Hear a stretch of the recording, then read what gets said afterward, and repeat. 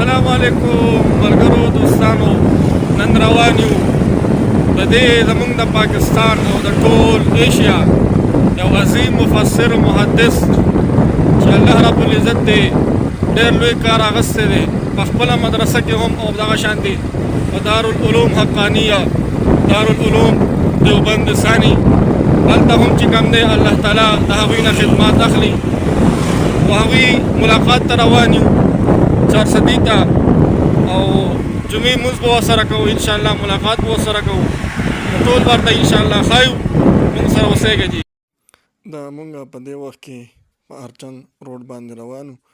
او په دغه روډ باندې ډېر ښایسته نظارې دي ښایسته پټي دي او دغه شانتې یخه او بهترینه هوا چلېده بیا په دې وخت کې مونږ د شیخ صاحب کور ته ورسېدو دا چې کوم دی کور دی تاسو ته ښکاري ډېر ښایسته او مزېدار جوړ شوی دی بلکل د روډ په سر باندې دی ملګرو مونږ د شیخ صاحب کور ته راورسېدو او هغوی کور کې دي ځان تیاري مانځه ته اوس انشاءالله د کور نه به راوځي جومات ته ځي بیان دپاره انشاءالله بیا به تاسو سره بیان شریک کوو دا په دې وخت کې مونږ جومات ته ورسېدو چې څنګه رالو چې ومې کتل نو جومات کې د مخکې نه کسان ناست وو ځایونه نیولي وو د لرې لرې علاقو نه راځي پېښور نه دغه دیر نه سوات نه او یو ډېر ښایسته او بهترین منظر یې پیش کوو نو دا چې کوم دی د علما کرامو هغه عزت دی د دوی چې کوم دی د حدیثو خدمت کوي خلک د دوی نه چې کوم دی زاریږي او د ډېر لرې لرې ځای نه ورته خلک راځي ملاقات ته په دې وخت کې شیخ صاحب راورسېدو جومات ته او دا چې کوم دی د راتلو هغه منظر دی او د دې نه پس چې کوم دی بیا بیان یې شروع کړو دوه کم سل بچي زامن لوڼه لوسان وسي دوه کم سل مې ولیدل بلا مې ښخ کړل چې مړه شوي دي نور هم را روان هغه دعا وه چې حضور پاک وکړله د حضرت انس دی ونه وی چې ام سلیم ته وله غواړه که نه دې مور یې یا ځان له دې غواړي که نه نبي یې کړه وله هغه د ابو هریره وایي وي زما مور به کافره وه ته به یې وایه نه کوله او په دې به یې وایم چې دا پلار نیکه دین ته دې واپس شو دا پرېږده به دا نوي دي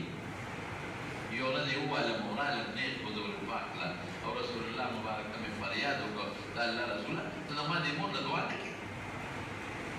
ستا ته هم بدې ردې وي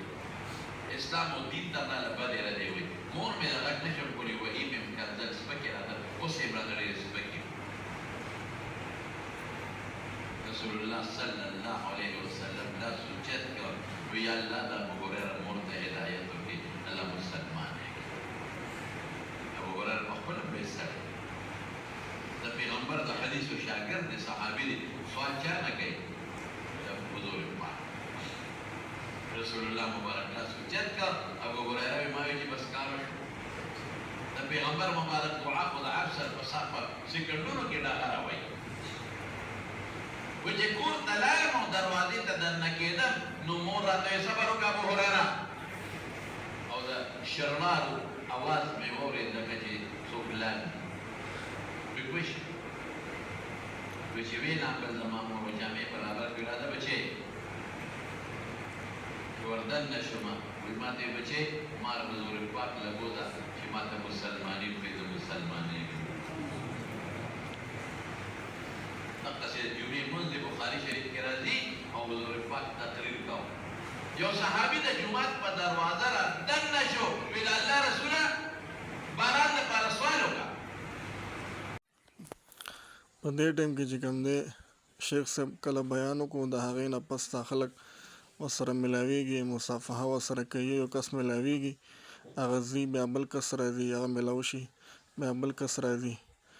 نو تاسو کتی شئ یو ډېر ناشنا او بهترین منظر دی او تاسو وګورئ لاسونه ورته ښکلوي بیا د دې نه پس چې کوم دی مونږ د شیخ صاحب چې کوم د کور بیټک دی هلته چې کوم دی لاړو نو هلته مخکې نه د علما کرام او دا ښایسته خلک ناست لږ ساعت پس چې کوم دی شیخ صاحب بیا